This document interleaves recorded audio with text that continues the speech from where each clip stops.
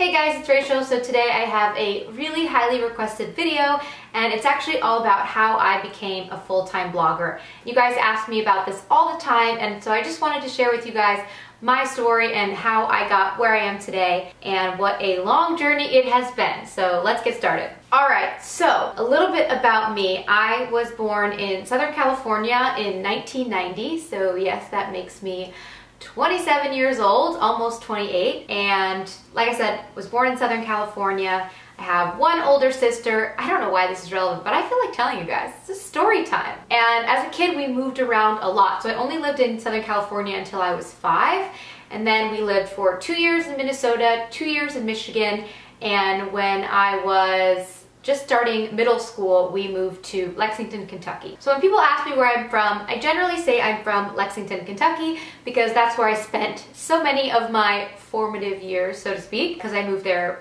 right about when I was 11. I think 2001. So I moved to Kentucky, and at the time when I was when I started high school in 2000 and God, so many dates. 2004, I was really interested in theater. So I loved doing plays, and I loved being in musicals and all this kind of stuff. So I was really focused on the drama club and all the plays that we put on at our high school. And I also discovered my passion for French. In middle school, elementary school, I always learned Spanish, and that's pretty normal for Americans to learn Spanish because it is the second most spoken language in the United States. But when I started high school, I was in this like rebellious phase, and so my parents told me that I had to take Spanish, and literally just to piss them off, for no other reason, I took French. So the reason that I started taking French is really funny, but really it changed my whole life. The course of my whole life was changed by that one silly decision that I made to study French instead of Spanish. And I'm so glad I did. I had a wonderful, wonderful French teacher, and she really cared about her students, and I just became obsessed with French. So that became a big focus of mine. I loved doing plays, and then I really loved learning French. So after my, I guess, sophomore year of high school, I believe it was sophomore year, I actually did an exchange program in France. So there's a Sister Cities program that is run through the government, and basically what it is sister cities. So cities in the US have sister cities all over the world, and the sister city of Lexington is actually Deauville, which is part of Normandy. And so I was paired with a girl who didn't actually live in Deauville but lived in Caen, or just outside of Caen. And so I went and lived with her and her family. Her name's Ingrid, for I think 4 weeks of the summer, and then she came back with me to the United States and stayed with me for 4 weeks, and then she went back to school the next year. Same with me, I went back to school the next year, and just having had that experience, truly being immersed in France, and not in Paris, in more rural France where people really didn't speak English. Her family didn't speak English. Ingrid did speak English, but I had to learn so much so quickly. And really that experience, I think, as well, changed my whole life. It made me so open to other cultures, just because growing up in the US, I just didn't really know a lot about other countries, other cultures, and again, life-changing experience. But I came back to high school, and my French was so much better than everybody else's, just because I had really gone through that immersive experience in France. So one thing that I want to talk about in this video is studying abroad and how amazing and important that has been. And I really think it is directly linked to my life as a blogger. So I just wanted to give you guys some background. That was me in high school. So when I finished high school, I really kind of thought that I was going to be an actress. I kind of thought I was going to study acting in college and maybe become an actress. But at the same time, I was sort of realistic in the fact that maybe that wasn't the best possible thing to do. Just that, you know, it's such a competitive market, and I really thought a lot about it, and I wanted to think about all the passions that I had.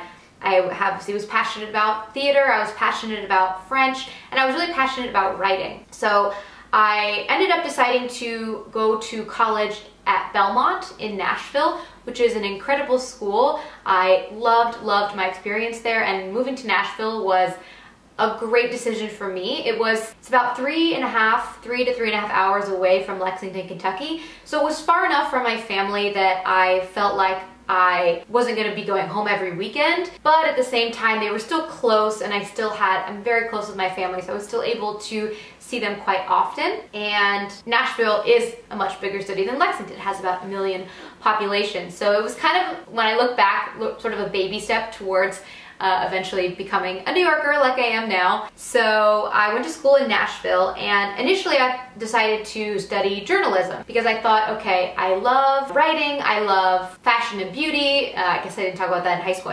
I really liked dressing up, and especially being from Lexington, I was the one who was always in these like dresses, and everybody was like, why are you dressed so fancy? But I was like, yes, polka dot dresses. You know, I just really loved dressing up, and that was kind of unusual for someone who lived in Kentucky, I guess. So I decided to study journalism with my hopes of becoming a writer for a magazine. So I thought, okay, I'll write for Marie Claire or Cosmopolitan or maybe Vogue. And so that kind of became my new trajectory. And I also did want to continue studying French. It was such a passion of mine, and I really wanted to become fluent or conversationally fluent in French, and I knew that it being my major would have a huge impact on that. So in the end, I actually decided to be an English and French double major. I decided not to be a journalism major just because there were a lot more credits required to be a journalism major, but I actually took a lot of journalism courses as a part of my English degree. There were a lot of different choices,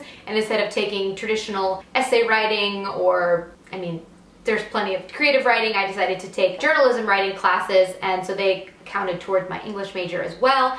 And then on the other end, I was a French major. So I was a student at Belmont for 4 years, studying French and English. I was also an RA, which is a resident assistant. I really loved being a resident assistant. As a resident assistant, you get your room and board covered by the school. So my parents also loved it and helped save a lot of money. Plus, I loved being around girls. I loved getting to know everybody on my floor and helping girls with any problems that they had, emotionally, physically, anything.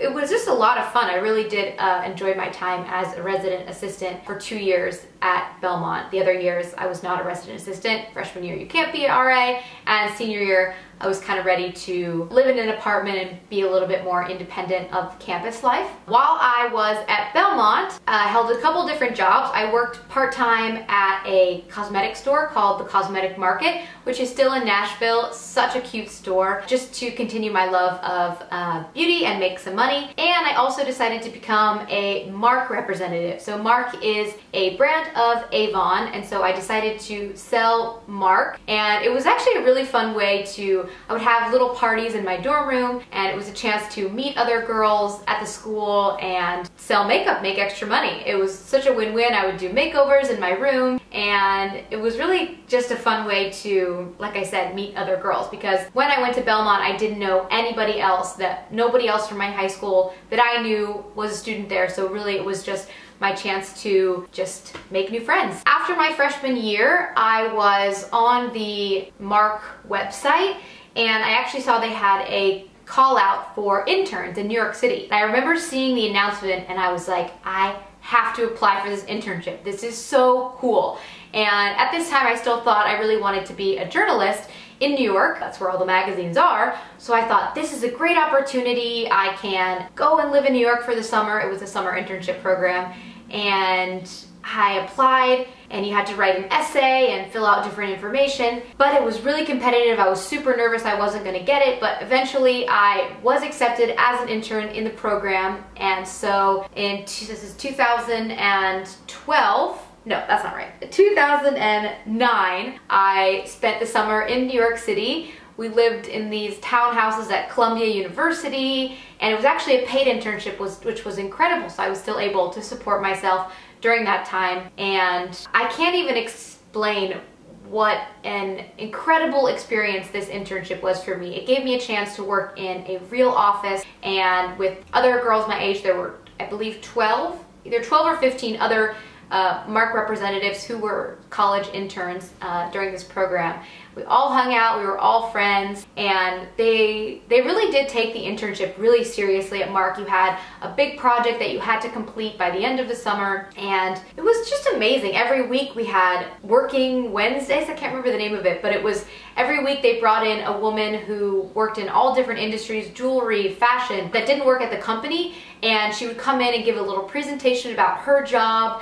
And honestly, I can't even believe I was lucky enough to have this internship. So that really changed the course of what I wanted to do. After that internship ended and I went back to Nashville to complete my degree, I was like, I really think I want to work in the beauty industry. I loved working in an office, I loved the corporate environment, and I was the social media intern. So I really loved Twitter, Facebook, and I learned so much in that summer about social media and how it relates to marketing, branding, public relations, all that kind of stuff. So I went back to school, finished another year at Belmont, and I actually wrote to my boss, who had been my boss the previous year during the internship, and I was like, I really want to come back. I don't want to spend the summer in Kentucky. I want to come back. If you have any work that you think I could do, please let me know. And unfortunately, she said yes. So the summer after my sophomore year, I returned to New York. I actually lived in a sublet apartment in Williamsburg with my college friend who also interned in New York that summer. And that was just maybe my favorite summer of all time. We just had so much fun, especially living in an apartment. We really felt like we lived in New York, but we were still really young. I guess I was 20, and during that internship, the second year of the internship, part of my job was researching YouTubers and researching bloggers and doing blogger mailing. So sending these girls packages of Mark makeup. And I became obsessed. Before that, I really didn't know a lot about blogging and YouTube. And when I started to dive into YouTube and blogging, I was like, this is so fucking cool. I loved seeing these girls that looked like me, and it was really moving away from that magazine image. It was really about everyday girls sharing their makeup routines, sharing their tips and advice. And so of course I decided that I wanted to start a YouTube channel. So in July of 2010, almost 8 years ago, I started my American YouTube channel, which is what you guys are watching right now. At the beginning, the first videos were terrible. I was using my HP laptop that I got as I think a graduation gift from high school, and I had it in headphones. I didn't know how to I didn't have any editing software, so I would just film and then directly upload it to YouTube. But it was such a learning experience, and little by little, I was getting followers and girls watching my videos. It was still kind of early days of YouTube, so back then it was a lot easier to get views on your videos. And I would love to see comments from girls and thinking that, wow, people from different states and different countries are coming to me and watching my videos about hair and makeup. It was just really an eye-opening experience for me, and I realized really quickly it was something that I wanted to continue to do.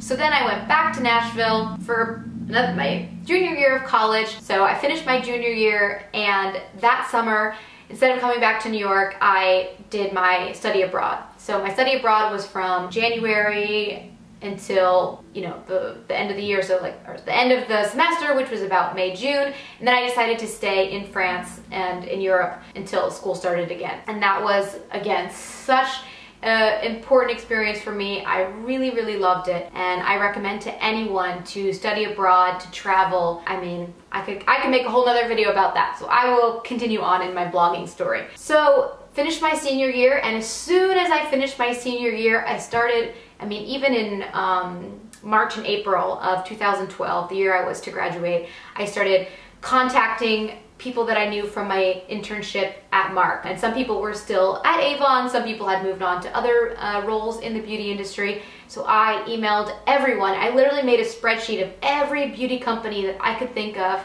and whether or not I knew somebody who works there, or if I had a connection there, or literally just emailing whatever email address I could find on their website, introducing myself, sending my resume, and I just crossed my fingers, and I just really knew I wanted to move to New York and work in the beauty industry. So fortunately, the woman who had been the internship coordinator for the program for Mark was now at Estee Lauder, and she told me that there was an opening at the Origins brand, which is a skincare brand that is part of the Estee Lauder family. And so she said there was a social media opening, and so I jumped on the opportunity. I submitted my resume, and I had my first phone interview maybe in May, and I just knew I had to get to New York, because if I was going to continue to interview for this job and other jobs, I needed to be in New York. So without a full-time job, I moved to New York with 2 big suitcases and $1,000 in my bank account. That was pretty much it. I found an apartment, a 4-bedroom apartment in Williamsburg, not actually too far from where I still live to this day. And that was when my New York journey started, 2012, summer of 2012.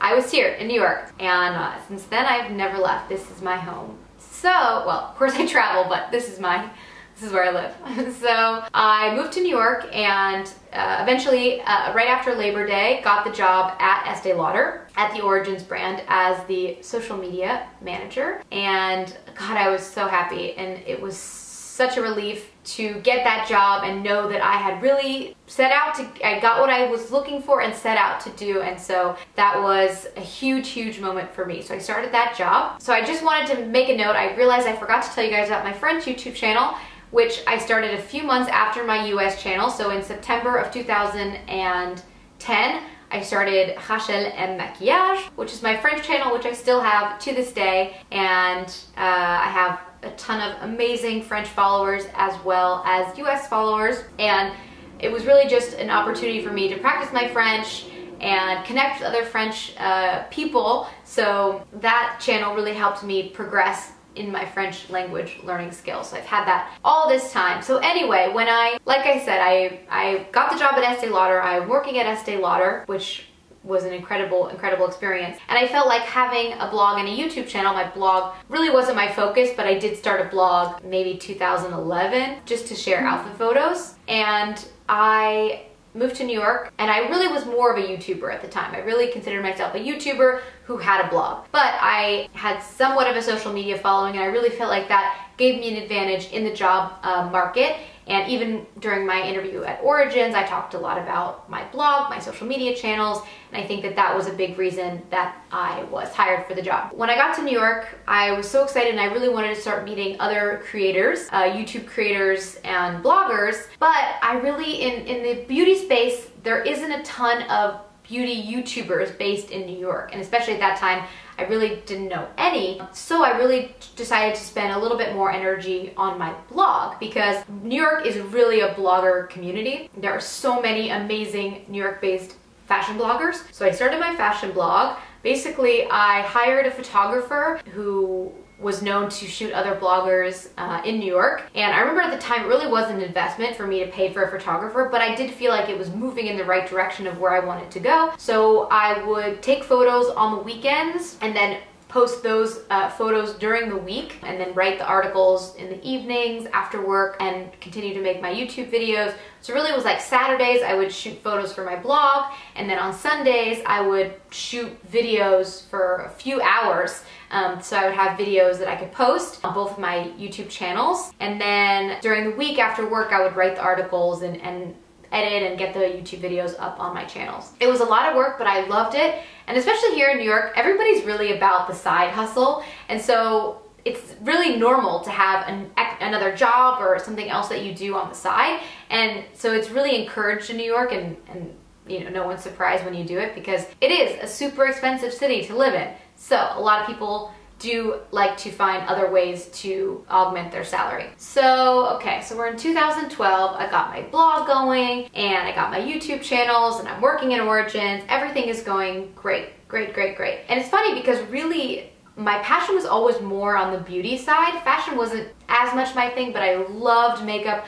I loved doing tutorials, and through the blog, I really started to come into my own in my fashion and my style. And that gave me a great outlet to show my outfits, talk about styling, and I really tried to focus on affordable fashion, mostly because that's what I was buying. And yeah, so that was just how it went for a couple of years. And slowly but surely, my YouTube channels grew, my Instagram started to grow, and more I was really becoming a blogger and really getting to know other bloggers in the New York community. I was getting invited to events, I was starting to get free product, but it wasn't until maybe a year after living in New York, or almost 2 years, that I first got a paid opportunity. And I still remember it was for $200 to promote a brand of t-shirts that doesn't even exist anymore. But I could not believe that somebody wanted to give me money to promote their shirt. I was over the moon, and that's really when I started to realize that this could be a career, not just a side hustle, but really a job. And at the time, it wasn't really what I wanted. I still love working in the corporate world and had a huge love for my job at Origins, but definitely the idea started to creep into my head that maybe one day I could become a full-time blogger. So I just kept hustling on the side, trying to make as much content as I could on the weekends. And like I said, I did that gig for $200, and I also signed up for an affiliate program. So an affiliate program is basically, the two big ones are Shop Style and Reward Style.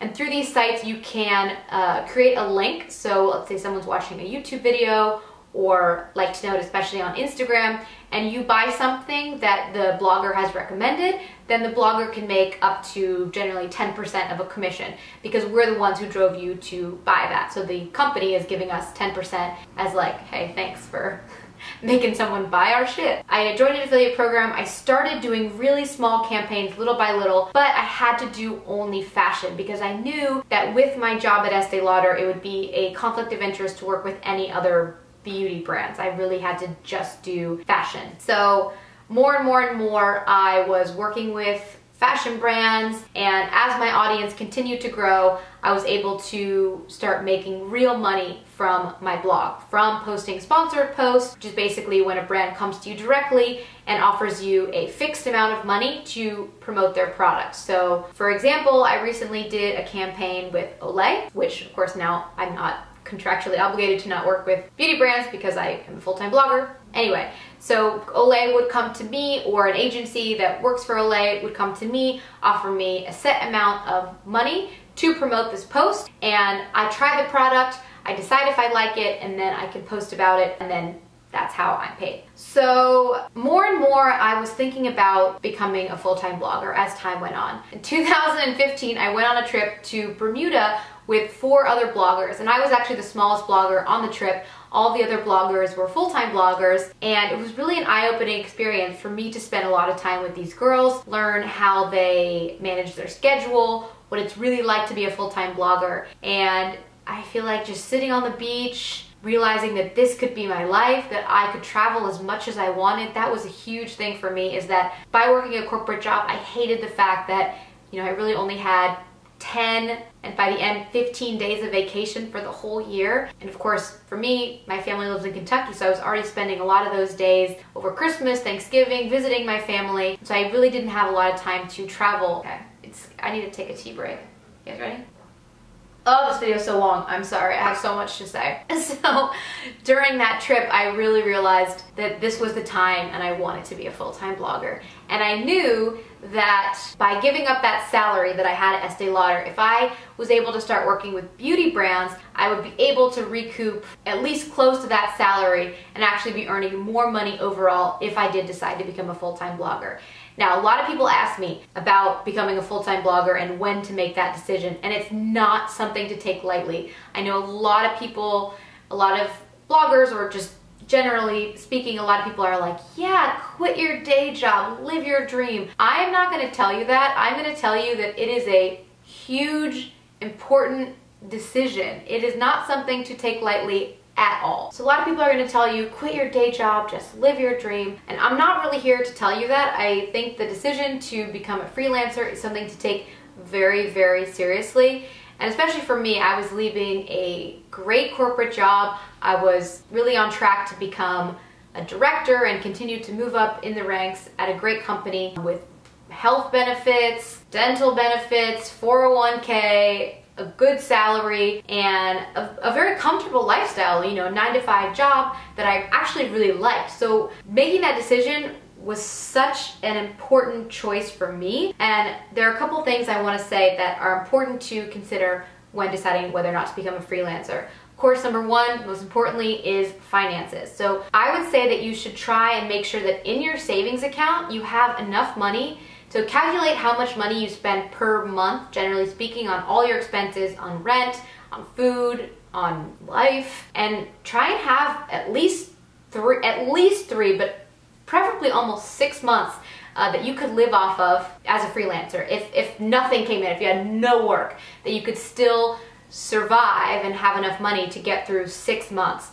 Because you really want to have a safety net. Being a freelancer is not like being a full-time salaried employee where you know that every 2 weeks there's a check coming to you and you know how much it's going to be. That's not what it's like. And when you're a freelancer, sometimes you don't know when the money's going to come. Sometimes the payments are late. In fact, usually they're late. You don't know if you're going to have work coming in. There are slow times. For a blogger, we're super busy in November and December because of the holidays and promoting, Christmas gifts, things like that. But in January and February, sometimes it's like crickets. And so you need to think in a different way about your finances than you would if you had a traditional job. Number two is realizing that being a freelancer is really about self-motivation. It's really about being alone a lot. That was something that was, I don't know, surprising to me that I guess I just didn't think about. Was I was so used to getting dressed, going into work,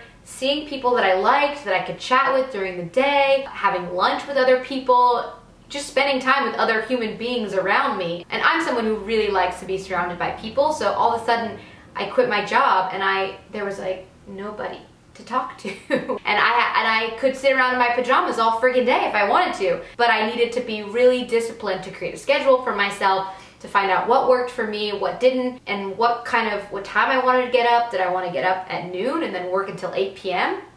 Or did I want to try and follow a more normal schedule? There's just so many things to think about. So those are the most important, is thinking about your finances and the community around you. Like I said, I went on that trip. That trip I think was in April or May, and when I got back to the office, I really realized that I wanted to resign and to do blogging full time. So I actually gave a 6-week notice, which is really long, but I really did care about my job and I wanted to find somebody to replace me that would be great for the team that I had at Estee Lauder. So I spent that time trying to find a good replacement for myself. And then all of a sudden in August of 2015, I was a full-time blogger. It was a very exciting, strange, new time for me, but I really loved it. The beginning was a little hard. I felt like I was at summer camp and I could just do whatever the fuck I wanted all day. But quickly I realized that that was not going to be sustainable, both for my mental health and also for my blog. So I really tried to focus on getting the content that I wanted, focusing on where I wanted to go with my blog, X, Y, and Z. So for that first almost year, and even before that, I was managing myself. That just means that whenever brands reached out to do paid partnerships, I was the one negotiating the fee, I was the one sending invoices, I was the one making sure to follow up on payments, X, Y, and Z, which is a lot of work. That is a huge part of being a blogger that I think nobody ever talks about, is administrative. I mean, you have to manage your finances, you have to manage all of your payments, and you have to follow up. I mean, if you want to get that money, you got to email them a lot, because sometimes brands don't pay on time, or you just, hi, this is Rachel, just following up on this payment that is late. And so that's just part of the job. So I started working on bigger campaigns, which was so exciting. And there was a couple things that happened that really made me realize that if I was going to scale as a blogger and be working with really big brands, I needed to protect myself, and I needed to consider hiring a manager. So there are managers and agencies that represent bloggers. So it's similar to a talent agent who would represent an actor or a musician, sort of. And these agents, how they work is they manage all of your projects, they manage the negotiations, the payments, all that, and they take a percentage of your fee. They take a percentage of the money that you're receiving. It's generally between 15 and 20%. So I did decide to sign with a management agency in May of 2016. Yes, May 2016. They're called Digital Brand Architects, DBA. They have offices in New York, in LA. I do think they have offices in Milan, so they're an amazing agency. And it was a bit of a learning curve. It was hard to get used to letting go of the reins, letting somebody else negotiate, letting somebody else kind of be a part of your team. But it really helped me in the long run, and I'm still signed with them because they protect you. They protect you because here's what happens sometimes. You work with a brand and let's say they can do shady shit, like, you know, they don't pay you, or, you know, they change terms on you, or they have written in the contract really confusing terms that maybe you don't understand, and in the end they can basically fuck you over. Whereas if you just are a freelancer by yourself, a blogger just trying to make ends meet, you can't really get that far because you're not going to go to court with them over a couple $1,000s because you're going to spend all that money in legal fees. So sorry, this is like getting really deep into it, but that's just part of the reason that having a management agency is good. Plus, it's just having somebody on your side, on your team. So yeah, I've been signed with them for 2 years. I've also had an assistant for almost a year. So that was a new experience for me, was the process of hiring somebody, finding someone that I wanted to be on my team to help me with video editing, to help me with emails, and just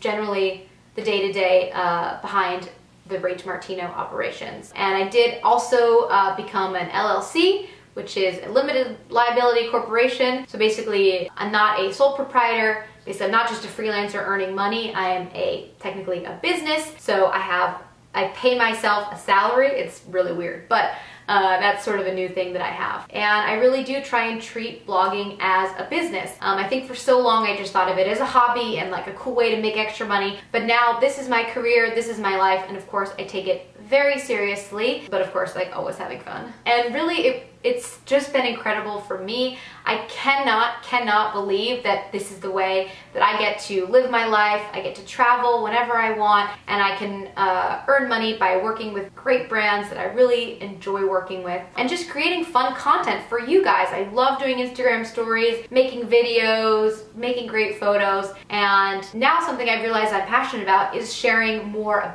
about being a blogger and how to help others who might be interested in creating content and potentially monetizing it. All that to say, that is how I became a full-time blogger. I know it was a super long story, but I would love if you guys give me your questions down below, because I do want to make sort of an FAQ video. I want to know what interests you guys about becoming a blogger so I can address all of your questions in an upcoming video. So that's my story. Thank you guys for watching, and I will see you next time. Don't forget to check out my blog, since I am a full-time blogger and full-time YouTuber. It's RachMartino.com. Don't forget to subscribe. Thanks again for watching. Mwah. Bye.